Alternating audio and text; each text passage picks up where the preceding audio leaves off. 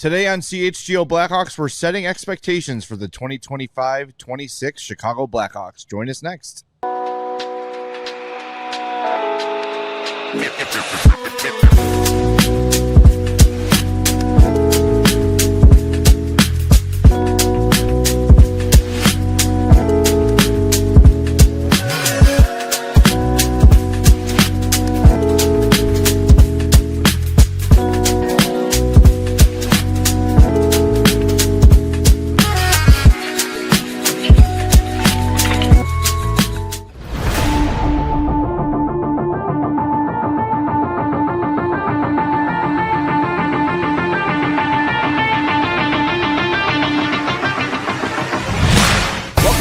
CHGO Blackhawks Podcast. I'm Jay Zawaski. That's Mario Tirabassi. Katie's here running the show. Hope you're having a great Friday.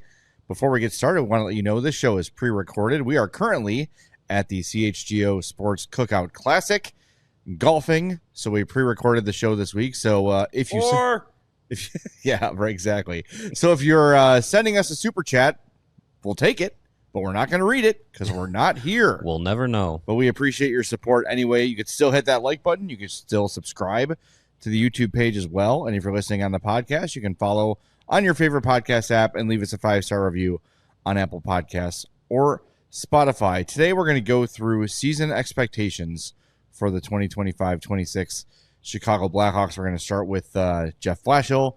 We're going to move on to sort of where they might be in the standings and then get into some individual expectations as we go. So, Mario, let's start with Jeff Blashill, a hire that I feel like a lot of Blackhawks fans have grown more comfortable with over the last week or two since the hire was made, since a lot of research has been done, since we've heard him speak several times. People are feeling better about it. Yeah, I think collectively like you said, the comfort level is definitely increasing across the board. And I think the more people have sat with it, the more I've sat with it, the more sense it has made from why he was the hire. And I think you kind of hear about, how he wants to play. He talked about, the traits he wants to try and instill in especially in the young guys, and how it'll translate to winning hockey. And I think that is something people want to see. I think through the last few seasons, there have been times where this Blackhawks group has played hockey that looked hard to watch. Yeah. And I think one of the smallest improvements that can happen for this team next year under Jeff Blashill and under his guidance, his teaching, coaching staff as a whole, is just making it look like the type of hockey that you would expect from a team that is going to be fast, going to be, hard to play against, and not necessarily like the old school, we're going to rough and tumble you for 60 minutes. The Hawks are being built to be a team that's going to be hard to play against because of how on you they are with their speed, forecheck, everything like that. So as long as it looks like that under Jeff Blashill, and it sounds like that's what he's going to try and create, that's an improvement. Yeah, there's a couple things too. Like, I think it will take some time to get things fully implemented in Jeff Blashill's way. They're going to have to teach some, unteach some bad habits that maybe have been picked up over the last couple of years for some of these guys. And while implementing on the fly, I can't remember if it was Sorensen himself or maybe it was Nick Foligno at the end of the season press conference saying it's really hard to install a new system on the fly in the middle of the season. And you saw, like, early on in the Sorensen regime, if you want to call it that, it took them a little while. Then towards the end, they were playing much more consistently. What I want to see from this team with Blashill is consistency. I want them to look like the same team every night. Sure, they're still going to lose more often than they win. Sure, they're probably still a lottery team. Yeah. They're not a playoff team next year, but I want to see a team that's able to compete every night, hang in there against good teams, not lay an egg against bad. And, of course, over the course of 82, you're going to have games that stink and games that are great. But I think one of my frustrations with Richardson and Sorensen is one night they would look, wow, look, they're figuring it out. They look really solid. And how many times we said, like, look how they perform against good teams. Right. And then the lesser teams come in and they suck. I can't get that Utah game out of my mind where they gave up 90 shot attempts to Utah. 93 at home. They were at home. and gave up 93 shot attempts to the Utah Hockey Club. Like, and yet they only lost 2-1. Right. Those sort of things can't happen. It's those kind of games, sure, 1 or 2 back-to-back nights or whatever, they just don't have it. It's going to happen to every team. But the roller coaster of good and bad with the Hawks for the last 2 years has been crazy. And while I don't think you can go back and say this game was a coaching loss with the Blackhawks, you could do that with the Bears for 3 or 4 games last year, just automatically say, if not for bad coaching, they probably win these games. I don't know if you can have that with the Hawks, but I think having someone like Blashill with the experience, who's gone through a rebuild, a more difficult and less successful rebuild, in Detroit, I think he's equipped to sort of handle this thing. And like he said, he kind of learned his lesson of, if we have a little lull where things are going great, I'm not going to panic and try to change everything on the fly. I got to stick with my plan, stick with what I believe in, and hopefully in doing so, it'll create a system where the players are comfortable, where they fully understand it, and after some time, it'll just become second nature to them. That's the idea. That's why you don't want to have this constant switching of coaches over and over and over again. Yeah. You want to have a system implemented that everyone understands and go from there. Yeah, and I think too, with Blashill specifically, you're not going into a situation where you have a first-time coach. You're not going into a situation where these guys are going. The messaging is instilling the right habits and maybe some correcting some ones that maybe have been picked up over the last season and a half, whatever. Derek King always said you want to get the junior out of players, and there's going to be a lot of players that still have junior in them that are going to very likely play significant time in the NHL this year. So I think with Blashill, you have a coach who's done it before. You've had a guy who's, had some success molding young players and being able to adapt to the group that he's been given. I think we saw that a little bit in his last year in Detroit, where it was like, oh, there's some like young pieces here that can work, and he started to kind of tinker with and get some good play out of Moritz Seider and Lucas Raymond, but he wasn't able to go beyond one season with those guys. So you're, with him being, this is second go around, 7 years in Detroit, 3 years in Tampa, been on a bottom feeder team, been in an organization that's been trying to win a Stanley Cup. Like, there really isn't going to be anything that's going to surprise him. So I think where, maybe Derek King when he took over for Jeremy Colleton, Luke Richardson when he took over the job, then Andrew Sorensen when he took over for Richardson, all of those guys were, this is their first head coaching in the NHL experience. So with Blashill, like, you'll know, like, he knows the routine. He knows what can and can't work, and he's going to implement what he learned from Detroit of trying maybe not to overcorrect sometimes when things aren't necessarily going the way that you'd want. So I think the consistency in the way the team will look, the consistency in the, hopefully, effort levels and positive habits will lead to, like, some of that momentum going, where you don't have, a 5 of 6 game stretch where you're playing teams that are positioned in the playoffs at the current date, and you win 5 of 6 of them. Yeah. And then you have a 5 of 6 stretch where you look at the schedule and you're like, oh, it kind of lightens up, and you go 1-4-1. Yeah. I would like to say that, the games that they should be in, they're in. The games that maybe they're outmatched, that's going to be the likely result. But at least it looks similar night in, night out, and you're getting that consistency as a group and out of individual guys. Having less individual up and down performances would be great as well. That would be wonderful. But you also want to see the young, important pieces on more of an incline in terms of their performance and their development. And that's going to be, I think that just based on his experience alone, that Blashill's going to have them playing hockey the right way in the right system. And it might frustrate people because it is a little more passive than Sorensen. It's probably a little closer to Richardson than it was to Sorensen in terms of systems, in terms of attack. But it's what he's done in Detroit. We don't know what he'll do with the weapons he has in Chicago. So from what we know, it will be more similar to Richardson, but he might adapt things accordingly. But I think that could be a frustration for some Hawks fans this year is, hey, they lost 3 in a row and nothing's changing. He's got that rolling out the same lines. He's doing the same power play units. Guarantee you that's going to be the main criticism of him all year. If there is a stretch of games where they lose 3 in a row and there's no lineup changes, I don't want to hear jack squat from this fan base about lineup changes, because Connor Bedard had 59 different line combinations he played with last year.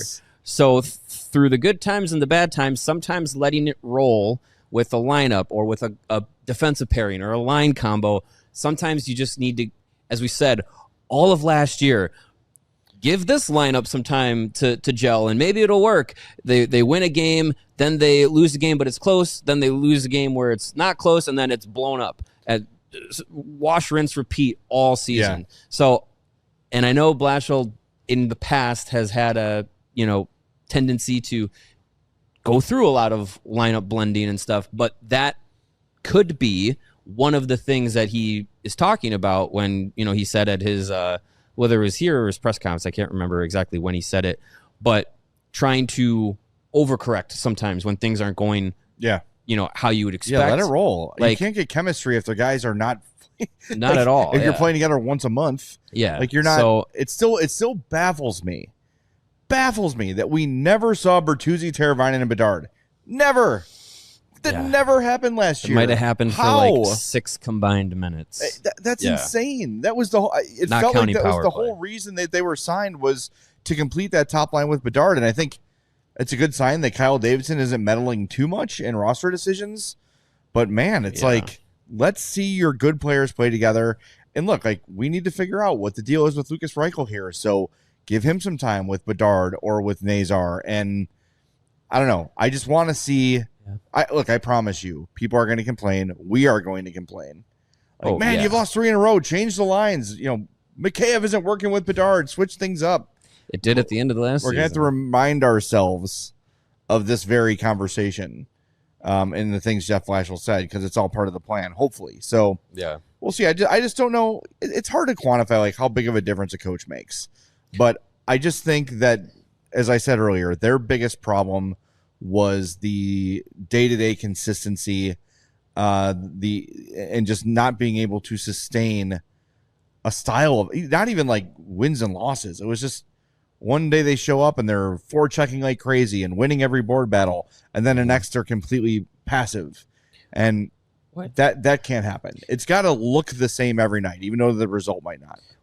I'm trying to go back to the schedule last year. What was that stretch where it was like they had like 5 games in a row where it was like they had tough games against like playoff teams, and they won a bunch of them. I'm trying to think what it was. Like they beat like Toronto and Colorado or Tampa or something like that.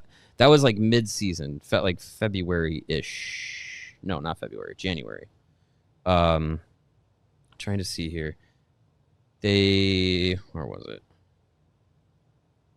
It was, they beat Vegas, then they lost in overtime to Carolina, lost in overtime to Tampa, then beat Tampa 2 days later, or a couple days later. Oh, is that what I was thinking of? I think so, yeah. Because there's more losses. There was a stretch of like wins where it was like, it was post Winter Classic. I know that. Yeah, that might have been it. Yeah. Because you got overtime. They got like points in a bunch of. Yeah, they lost in a shootout to Nashville, beat Vegas, losing overtime to Carolina, losing overtime to Tampa. You lost to Minnesota, then you beat Tampa, 1 goal loss to Carolina, and then you 5-1 to the Panthers, losing overtime to the Oilers. Like there was, that stretch. It was just like you're getting points. You're staying with you're staying with Carolina. You stay with Tampa and you get a win over it. Like stuff like that is just like, if they could get those efforts night in and night out, which is unrealistic. I understand that over an 82 games span, but extend it for longer than like 5 games at a time.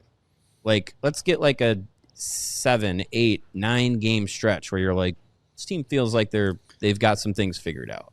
And I do think, just to kind of like wrap a bow on the Blashill conversation, I do think from everyone within hockey that we've heard comment on the Blashill hiring, they've had nothing but positive things to say. And I think some of the bigger things are the command of the room that he can get and brings to the table, especially with this young group, and the accountability, the way practices will run. Yeah. Like, those have been some highlights, and I think those are going to be things that will differ from a Richardson or a Sorensen, or if it was a first-time head coach with this group moving forward, that can help find some consistency. All right, coming up next, we're going to talk about some point expectations for the team.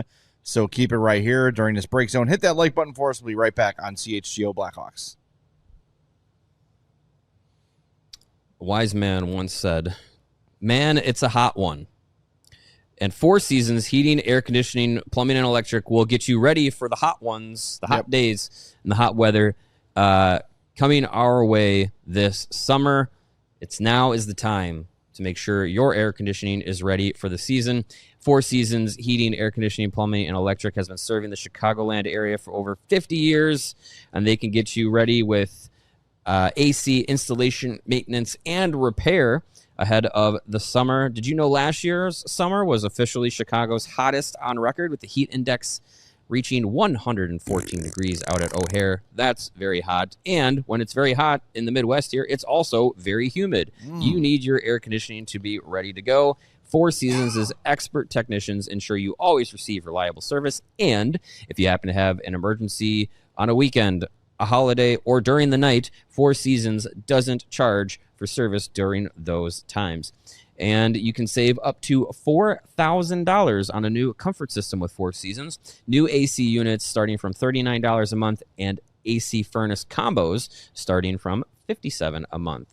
Your trusted local experts are Four Seasons Heating, Air Conditioning, Plumbing, and Electric. Visit fourseasonsheatingcooling.com for all of their special offers and money-saving coupons. Again, that's fourseasonsheatingcooling.com. And we've all been there. Your parlay is one leg away, and then a relief pitcher gives up a walk-off bomb in the ninth inning. Ooh.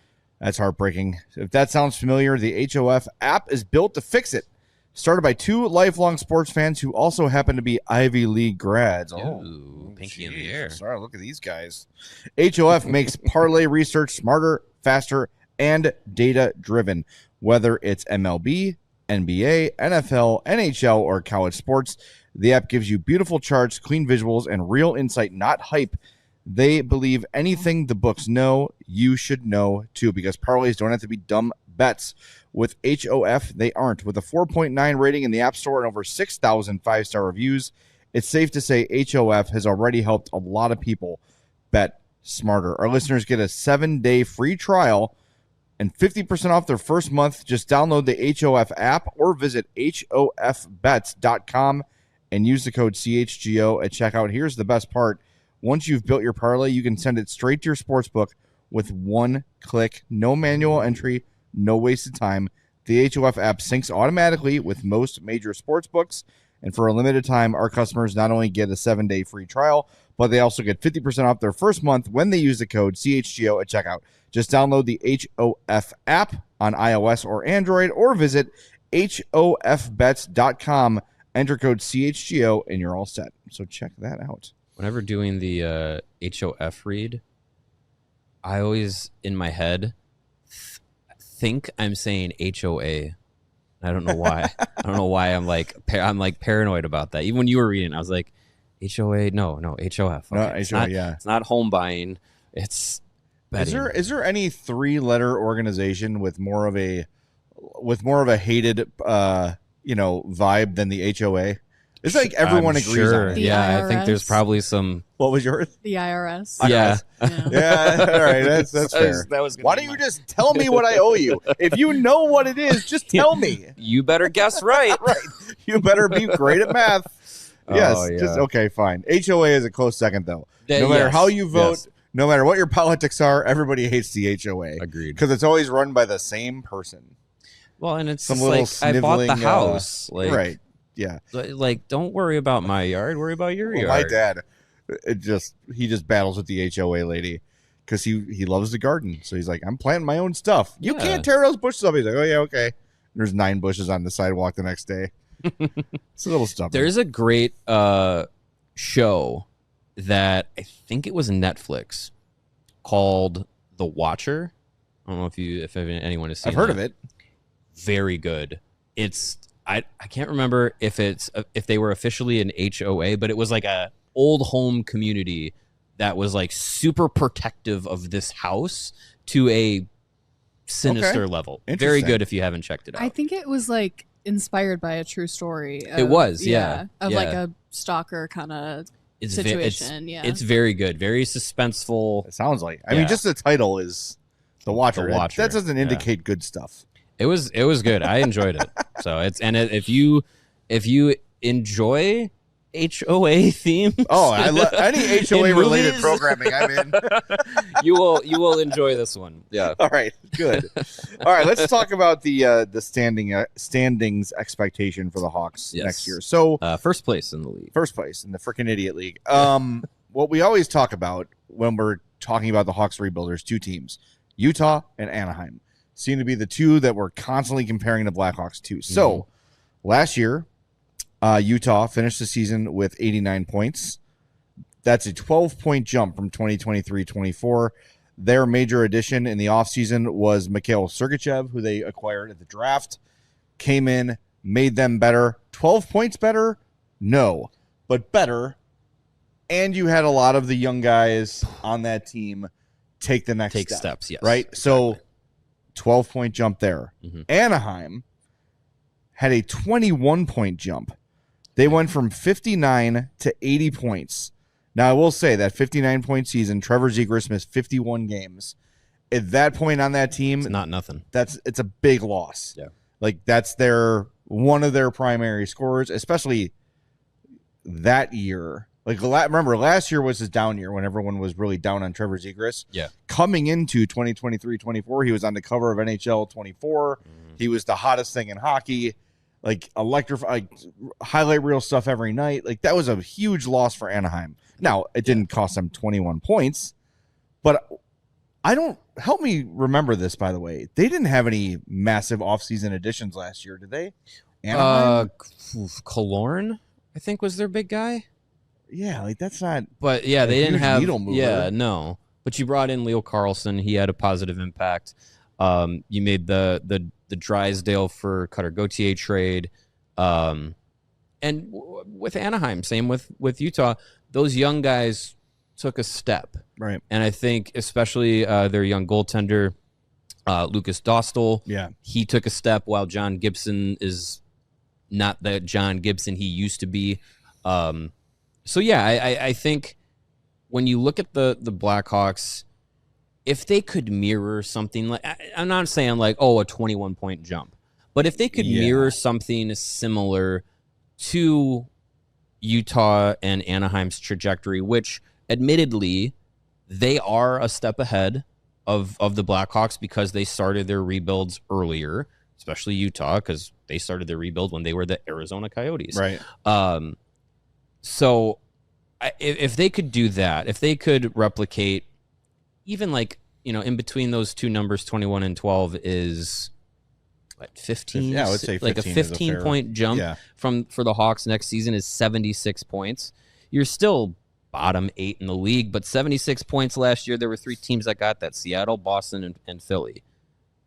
I don't think it's out of the realm of possibility that a 25-win Blackhawks last year could get to 30 wins this year. I think that feels attainable and realistic. And while if you had an 80-point season, I think you blow off some party poppers and you get really excited about stuff. But 75, 76 points, that big of a jump from last year, I think is doable without any massive additions. So, like, you don't get Marner, you don't get Ehlers, you don't get Besser, whatever. You don't make a big trade, whatever it might be. And maybe you sign like a depth veteran forward and a depth veteran defenseman who, squint hard middle pair, middle six kind of a forward. It's your Alec Martinez, it's your Craig Smith, your Pat Murray. Yeah, maybe a notch above that. depth insulation. Sure. Yeah. Maybe a notch above that, but I could see that happening. Now, if you're able to add a big piece, then that 80 point thing starts to become a little more realistic. But I really think that with just the pieces they have, a full season, and again, this is always assuming health, but a full season in Nazar, another year of development for Bedard and Vlasic, a full season of Sam Renzel. Who knows when Artem Levshunov is going to come up and contribute on a full-time basis. Mm-hmm. Who knows? Maybe your draft pick just blows the doors off and you can't deny them and they play in the NHL right away. Yeah. Like, there's a lot of possibilities here, but I would think that somewhere like 74 to 78 points, I don't want to say should be the expectation, but I would say if it's short of that, again, barring a massive season-changing injury, I think that's a realistic and fair expectation. Yeah, I think that is an attainable number in that mid-70s range, and that's kind of what we felt like last year's team could have done. And I think now, kind of peeling back a little bit of the like hope and prayer, like I still think that there's more to believe that this young group is going to take a step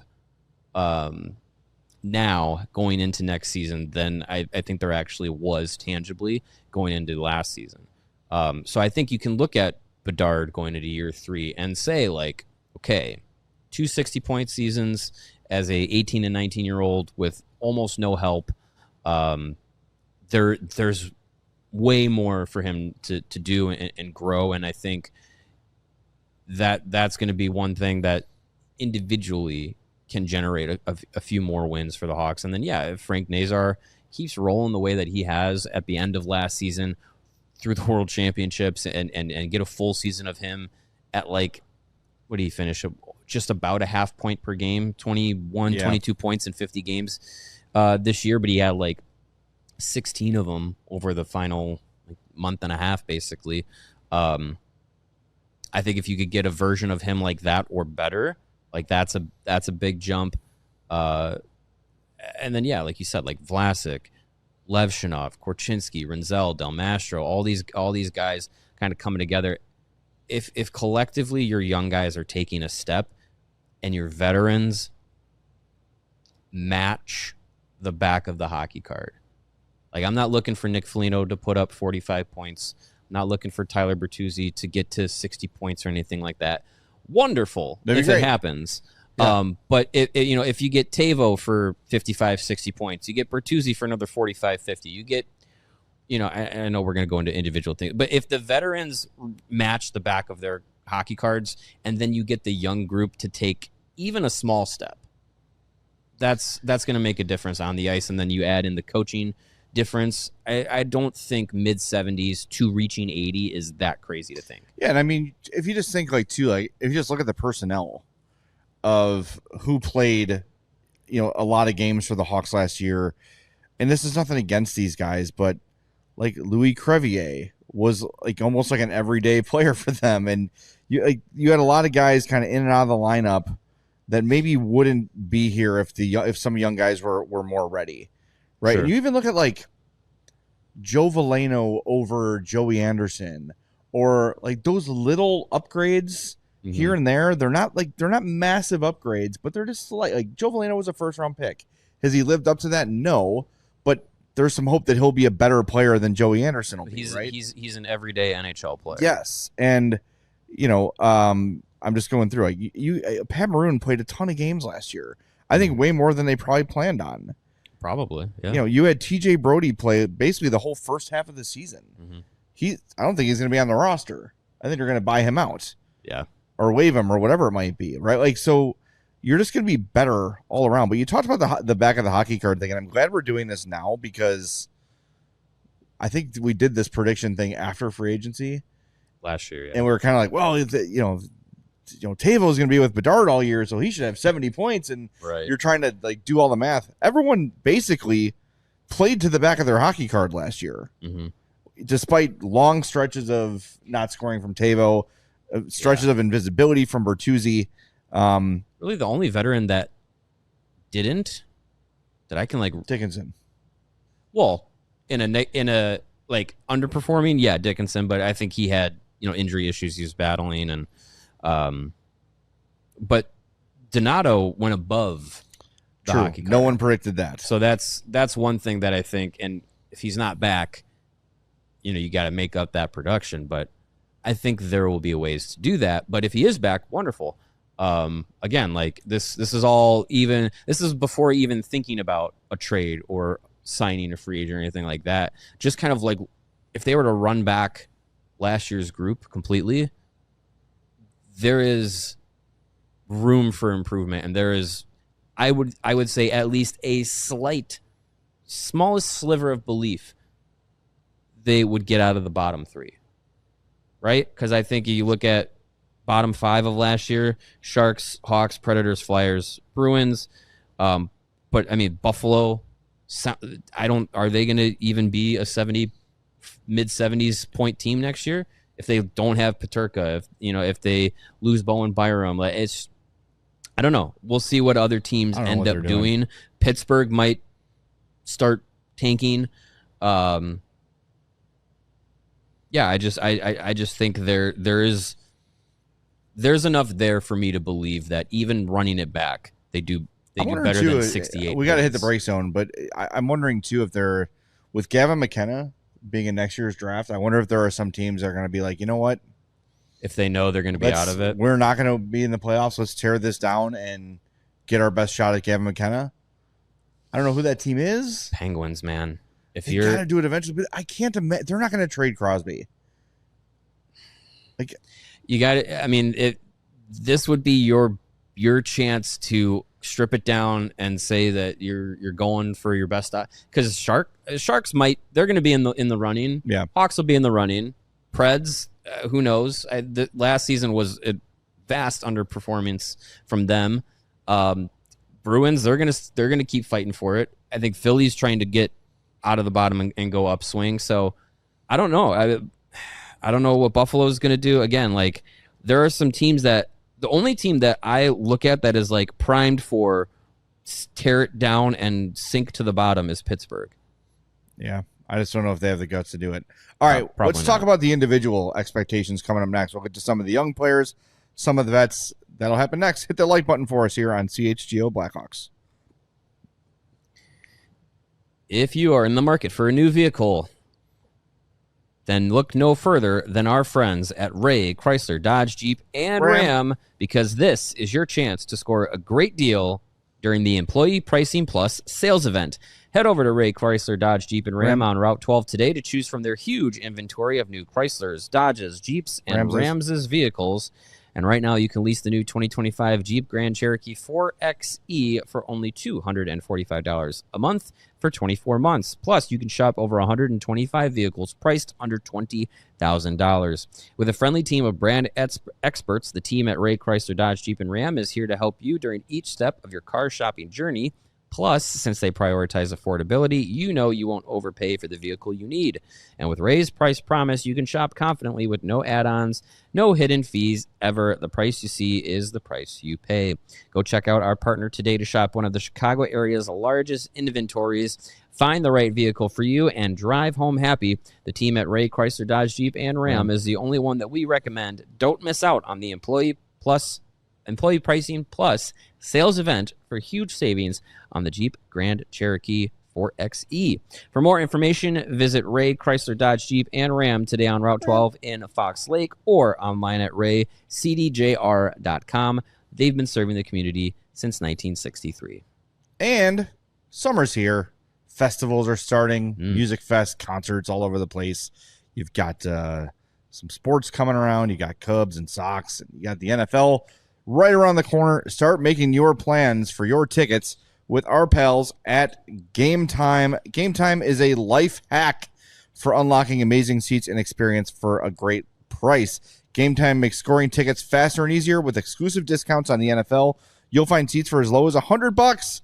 The Game Time guarantee means you can trust you'll get 100% authentic NFL tickets on time and at the best price. Plus, fees are always included, so you see what you pay. I have got my eye on the My Morning Jacket stand coming up in October. We are waiting for the Hawks schedule to drop before I buy these tickets. It has been too long since I've seen one of my favorite bands of all time and I need to get those. So as soon as we get the Hawks schedule, I will go on Game Time, and I will find my Morning Jacket tickets, and I will be a happy little boy. It's awesome. They've got all-in pricing, so you can toggle that feature, and you'll see all the fees, so there's no surprises to check out when you go to some other websites, and you're like, "Here, what is a $45 service fee? For what? You're not even mailing me a ticket anymore. All I get is a QR code. Why does it cost $45 for you to do that? That's stupid. You don't get that at Game Time because they're not jerks. Download the Game Time app, create an account, use code CHGO for $20 off your first purchase. Terms apply. Again, create an account, redeem code CHGO for $20 off. Download Game Time today. What time is it, Katie? Game Time hoot. Nice. Hoot. We do the hoot. Good enunciation. We do the hoot on the Bull Show. So I like the hoots. Very nice. I know. I listen to the Bull Show all the time. As everyone knows, I love hoops. When I think basketball, I think Jay Zawaski. Yes, everyone knows. Everyone knows that Jay Zawaski and basketball go hand in hand. Yes, like oil and water. Yes. Absolutely. All right. Do we want to start with the olds or the youngs? Let's do the old guys because the young guys, I think they're just more fun there. Yeah. All right. So let's start with Ryan Donato. If he's back, which is a massive if. Yeah. Boy, when the trade deadline came and went and he wasn't traded, that felt like a done deal that he was just going to resign any day then. Yeah. And it still has not happened. No. Looks like he's going to explore free agency, so we'll see. Yeah. But if Ryan Donato's back last year, 80 games, 31 goals, 31 assists, that's consistent. 62 points. I feel like I'm spending a lot of this summer ripping on Ryan Donato, and I'm not. I just don't think he's a 31 goal scorer. I think he's a 20 to 25 goal scorer. I would feel comfortable expecting that from him every year at this point in his career. I don't think that that's crazy. He did add that speed, and he's entering his prime. He's 28 years old now. 29. Has he turned 29? Turned 29 April 9th. April 9th. Okay, so he's 29. I don't know. I think 20, 25 goals is reasonable for him. The only question is if they end up adding someone, which we don't know, will his opportunity kind of fall by the wayside? I think if they're adding 14 of his points came on the power play. Yeah, I mean that's sure. Yeah, that's fine. 5 power play goals, not crazy. Right. I mean, 20. If you're going to score 31 goals and 26 of them are even strength, like more power to you. Yeah, that's pretty good. I mean, if they add like a Besser or an Ehlers or a Bennett, those are the kinds of guys I would say that take that top 6 opportunity that Donato got last year and take those minutes away. And that's not a bad thing if the Hawks end up doing that, because then you can slot guys in where they should be in the lineup, or where they normally would be on a team that's pieced together correctly. So if you got Ryan Donato playing middle 6 minutes and you get a 20 goal season out of him, that's a win. That's great. So 31 goals, 62 points last year. His career high prior to last season, his best career year was 16 goals, 31 points, which he did with Seattle in the 21-22 season. So, yeah, I think if Ryan Donato is back, if he's getting, he played 16 minutes a night last year, but that was going from top line to fourth line, second pair, second line, all that stuff. He was all over the place. If he's consistently in that 15 to 16 minute range, and we're talking about like these younger players who are going to take up more space in the lineup throughout the 82 game season, taking a step, I think that can help elevate everybody. So long as they're playing in the right positions. But I think like a 20 and 45, 20 and 50 season for Donato, I think that's reasonable. You're saying 50 points or 50 assists? 50 points. Okay. 50 points. 20 goals, 50 points. That seems I think that's super reasonable, reasonable because last year felt like an outlier of a career year. Yeah. But if that elevates what he can do on a consistent base, if he's a 30 goal guy for the rest of his prime, quote unquote, great.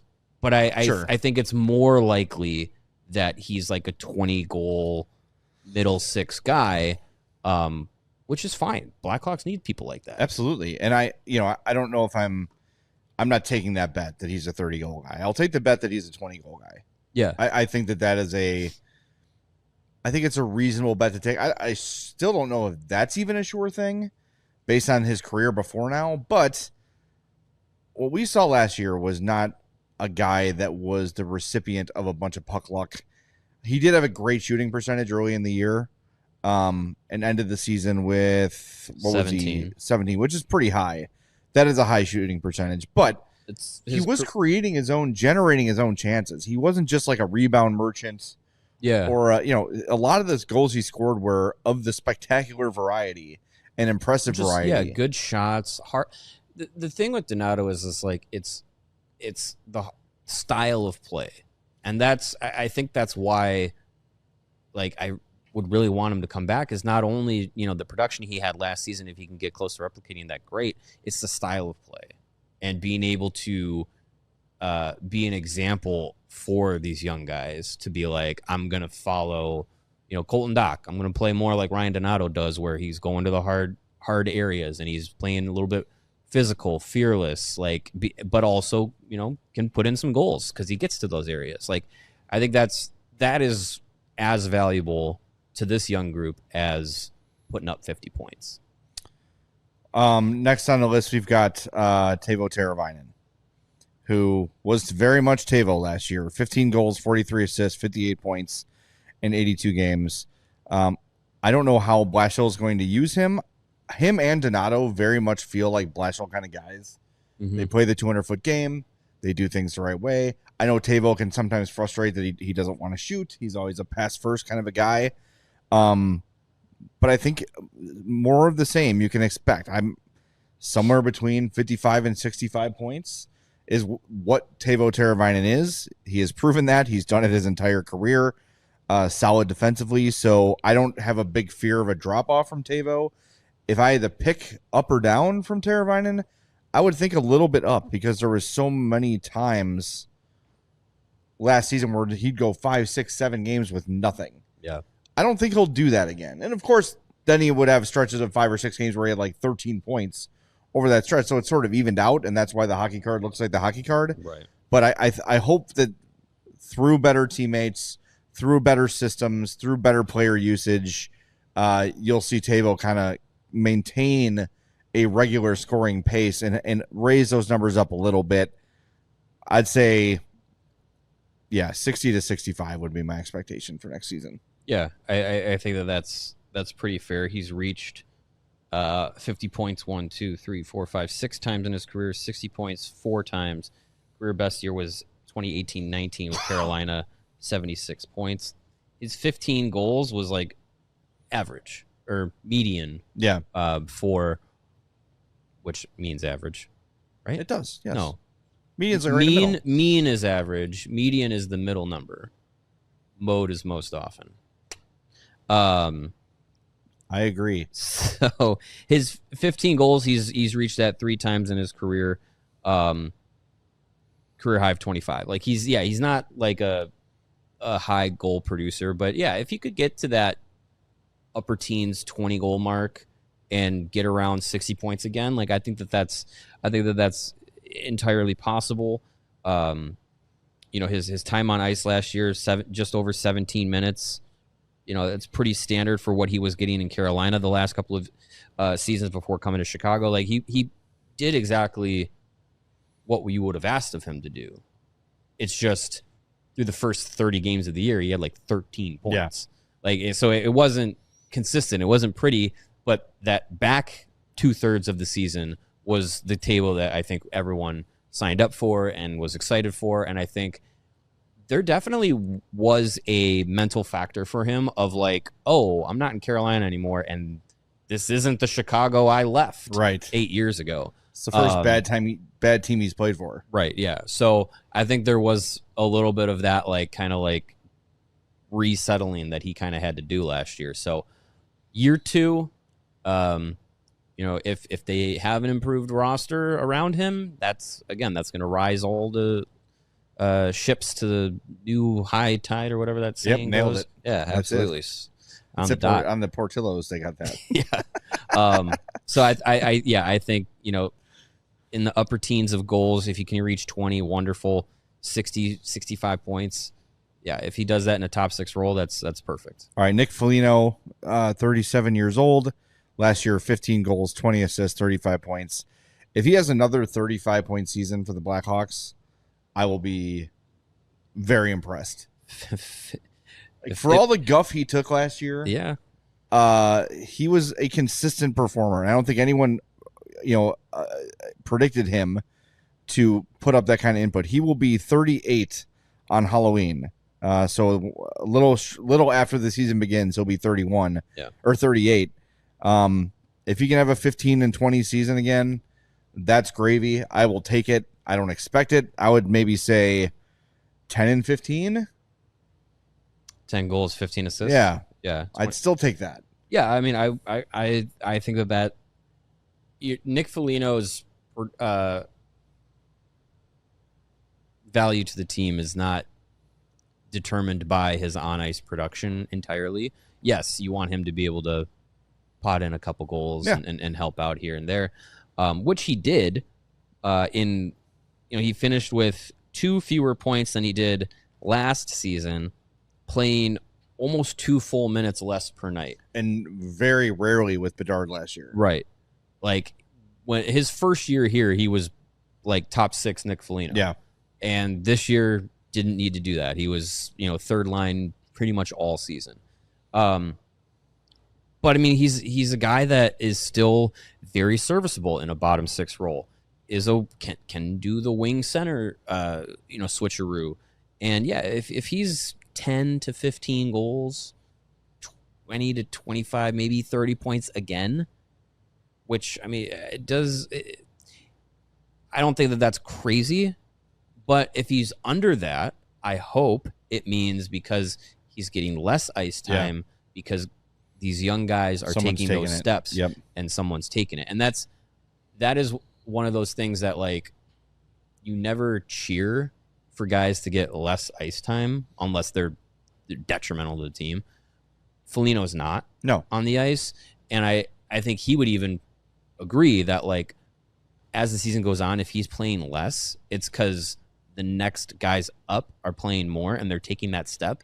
And I'm sure he's bought into that is my goal of this season for him, is to get those guys ready. He talked about at the end of the year presser of, like, these young guys, this is their team. Time to hand the team over. And I'm going to hand this team over to this next group, figuratively, whatever, as captain. But, like, I think if he's got less ice time, less points, it's probably because the next group is taking it over.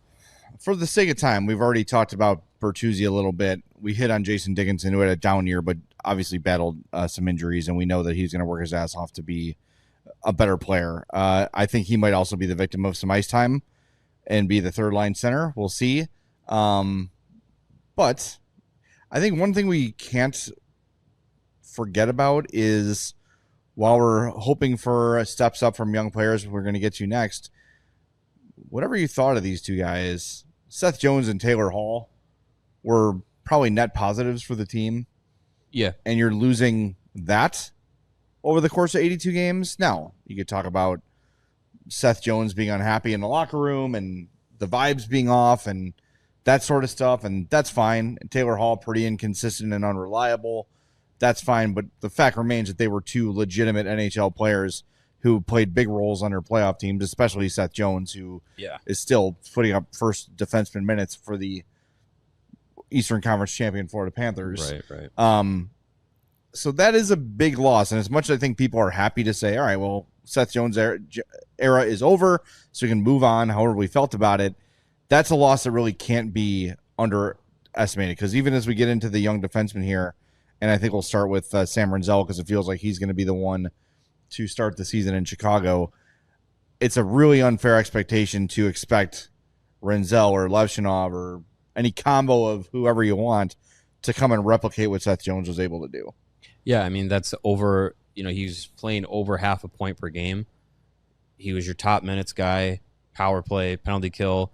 He admitted He was doing too much to make up for, the deficiencies of the Blackhawks, but that's a lot to make up. And Alex Vlasic stepped up last year once Jones was gone and, kind of played some of that role, got some power play time. Had a little offense, Yeah, got some power play time.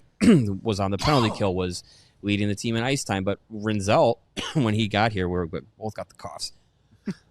We'll get this in post. Rinzel was 20-plus minutes a night. And is he going to do that all year? Maybe. Probably not on a consistent basis, but maybe. But I think you're going to have to see one of those young guys step up and take over some of those minutes. Connor Murphy, too, is probably going to be leaned on a little bit more, at least to start the year, as like the veteran defenseman, unless they bring somebody in. Yeah. But that's going to replace Jones over an 82-game schedule is going to be a challenge. And Taylor Hall, too, for his, for him, he was still a half-point player as well, playing 15 minutes a night as a middle six forward. Like, that's still something that you need in a depth piece. So I know once those guys were gone, things shifted a little with the Hawks, but now it's a new season. It's a fresh slate. How do you replace that over an 82-game schedule? Well, I do feel comfortable that the Sam Rinzel we saw for 9 games or whatever it was, is what Sam Rinzel actually is. Well, I hope I don't think that's going to be I don't think you're going to see him coming next year and slump or fall off at all. I don't know if they have the Alex Vlasic plan in mind for him. It doesn't feel like it. Kyle Davidson's burner, Frank Saravalli, seems to think that he's going to be an 82-game player. He's likened his impact potential to be that of Brock Fabers when he joined the Wild, which was immediately in the NHL, one of your top minutes guys, and was a Calder Trophy runner-up. Yeah, there's nothing I see from Sam Rinzel that tells me he needs time in Rockford. I think when you spend time at Minnesota, it's kind of the same idea. Yeah, I mean, well, that's where Faber went. So yeah, right. I think if they do the Vlasic or even just the Nazar route, where it's just like, okay, we expect you to blow the doors off in camp, and if you don't, you're going to go to Rockford. Like, setting that high expectation for a young guy like that, for all the young guys, really. Like, you want to have a competitive camp, and you want those guys to earn those spots, but especially with Rinzel, where he joined the group and was like almost a top pair guy every night. That's a high expectation and standard to set. But if he meets it, then you put him in the NHL and you give him some tough situations, see how he handles it. And if he's passing the tests, then great. Then you have a 21-year-old top 4 defenseman who you can trust in those situations, which is like gold in the NHL. And if you don't, you can either shelter him in the NHL, give some other guys some opportunities, maybe Levshinov, maybe it's Korchinski, Ethan Del Mastro, Kaiser, Crevier, like all these young guys have an opportunity to get some elevated minutes. You can kind of be a little bit more like an aggregate of the minutes and the responsibilities, or you give them time in Rockford. It's not a bad thing. It's not a demotion for a lot of these young guys to go to Rockford, as it may have been previously with the Blackhawks and how they use the Ice Hogs. They actually use the Ice Hogs to develop players now and not just stash away guys that didn't make the NHL club. Like, there's a different use to that team, and the emphasis on development is so much more. And we've seen it work with Nazar and Doc and Vlasic. Korchinski's improved. Levshinov from day one to the end of the season was a much improved player. So if Rinzel spends time in Rockford, it's not a loss at all, especially in his first full year being a pro. I think we can almost have the same conversation about Artem Levshinov as we talk about the young players here. Like, I feel like he's maybe a step below where Rinzel is in terms of readiness, but I just feel like he's one of those guys that is just more suited for the NHL, where his game just seems to translate better. Because he's playing with more highly skilled guys that can kind of be ready for what he's doing. He's an unconventional player. It's hard to peg what Levshinov's going to be when all is said and done, but he's very aggressive. He's very confident, obviously highly skilled. I just think he might be best served. But I think if we're talking about the Nazar plan, I think that could be more for Levchinov, where, all right, there's a spot here. Maybe you earn it, maybe you don't. And we'll figure it out. And then you look at somebody like Nolan Allen or Del Mastro, or like maybe a little safer, like a lower ceiling, higher floor kind of a guy. I wouldn't say higher floor, but a lower ceiling kind of a guy to fill time until Levchinov's ready. And then you can still keep them there. Right. But maybe you move on from, like, maybe by the trade deadline, you're ready to move on from Connor Murphy because you feel really good about what the team has done. I still think there's a better than 50% chance the Hawks add a veteran defenseman this year. It kind of feels like they do have a ton of money to spend to get to the cap floor. Vlasic, Murphy, and 4 kids is kind of You'd like maybe a better situation than that. If you can get like someone that is an everyday NHL guy that is not going to be a detriment defensively. Well, I know everyone wants to talk about Aaron Ekblad. I don't think you're going to get Aaron Ekblad for a short-term deal. I think he's looking for another at least 5 on his next deal. He's probably looking at what might be his last contract. And I don't want to give Aaron Ekblad 5 years. I don't think it makes sense in what they're doing. So as you look like at available free agent defensemen, you want Ryan Suter? No, I don't. Brent Burns is 40, but you want him for a year as a development guy? But Brindamore said he wants him back. I'm sure he'll sign for cheap for 1 more year to stay in Carolina. Yeah, if I was Brent Burns, likely playing my final season or seasons, I'd want to play for a Stanley Cup.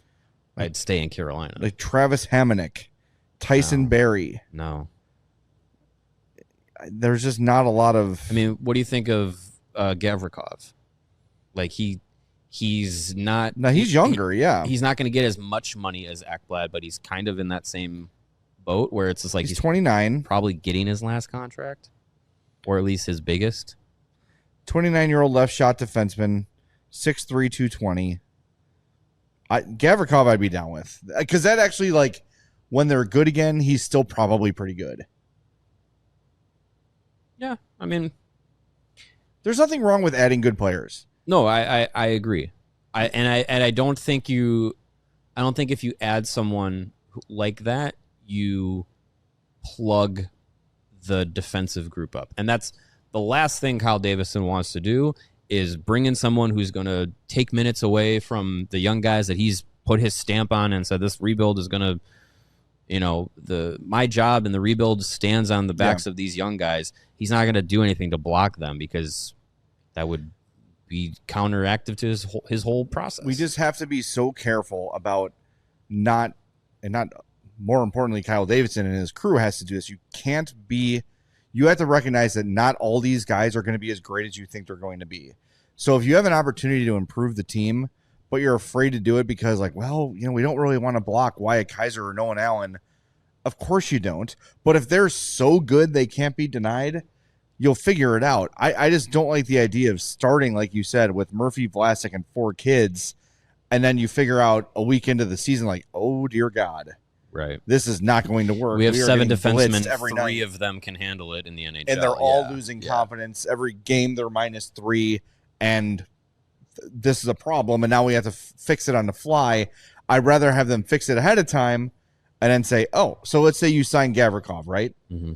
Fine. That's your signing. So you've got Vlasic, Gavrikov, Murphy. You get to the trade deadline. You can move on from Connor Murphy. Someone will take Connor Murphy at the deadline. Yeah, if he's healthy. If you want to. Yeah. Like that will happen. So then you solve your problem, and maybe a guy over marinades in Rockford, big deal. Big deal. I'm not worried about that. Yeah. I just don't want you to throw these kids to the wolves and then say, oh, dear God, now it's time to panic. And I think what we have seen from Kyle Davidson is that he doesn't do that. Right. That's why we're all like, why the hell is TJ Brody here? TJ Brody was here as a placeholder until a kid was ready. And when a kid was ready, I said, thanks, TJ Brody. Yeah. Have a seat. I want to see them add someone a little better than that, though. And then figure it out so the team stays competitive. Not someone who's just going to go out there and suck until a kid is ready. That's just skating minutes. And exactly. Yeah, until someone's going to take it away. All right, well, we got a few minutes left. We've not gotten to Connor Bedard yet, and that's the one that matters the most. So through his first 2 years, Connor Bedard's first year, 0.897 points per game, 0.817 points per game in year 2. I went and looked at some of the guys he's constantly compared to. Nathan McKinnon took till year 5 to get to over a point per game, and he went to 1.31 points per game in year 5. Year 4 was 646, 722, 593, 768, counting down from 4 to 1. Austin Matthews was 0.841 in his first year, 1.01 in year 2, 1.07 in year 3. How about Patrick Kane? 0.878 in year 1, so a little bit behind Bedard's pace as a rookie. 0.875 in year 2, so a little bit ahead of Bedard's pace in year 2. And then year 3, 1.07 points per game. That is about exactly what I expect from Bedard this year. 80-some points should be the expectation for Connor Bedard in year 3.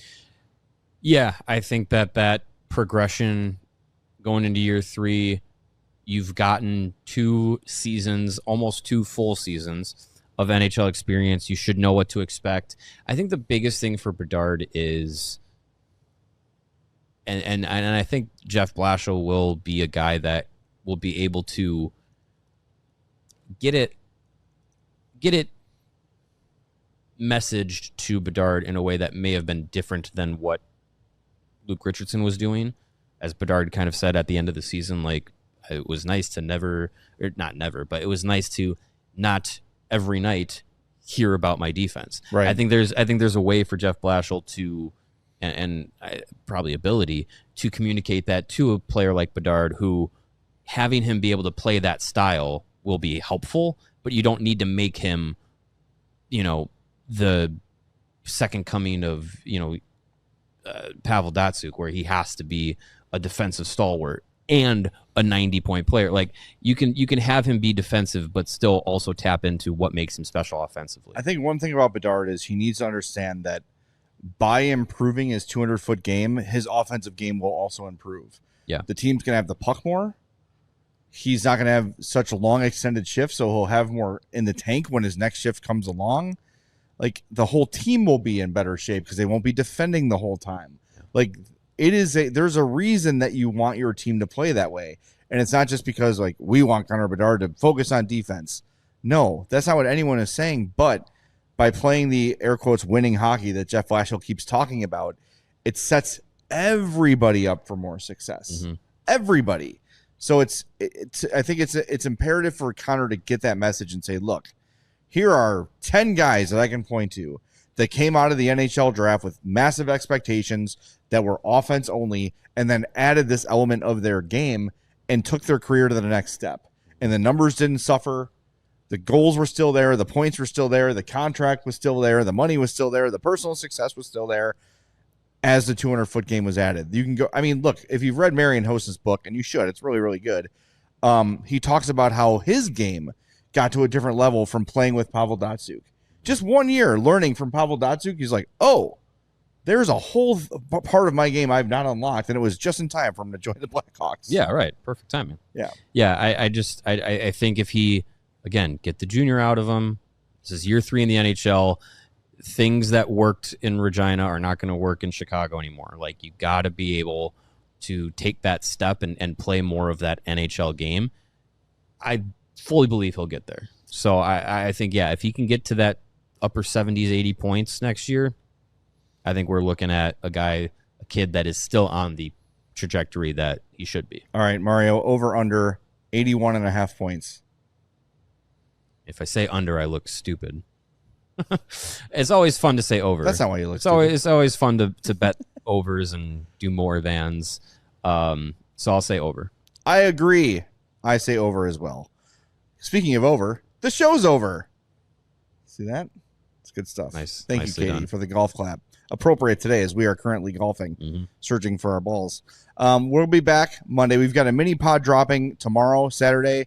We're draft profiling Anton Frundell, so don't miss that. We're going to be dressed in the same clothes, oddly enough. So make sure you check that out and join us Monday at 2. Probably a mailbag Monday. We'll let you know at CHGO_Blackhawks on Twitter or in our members-only Discord. We love you. Have a great weekend. Thanks for listening. Thanks for watching the CHGO Blackhawks Podcast. We all silly like the mayor.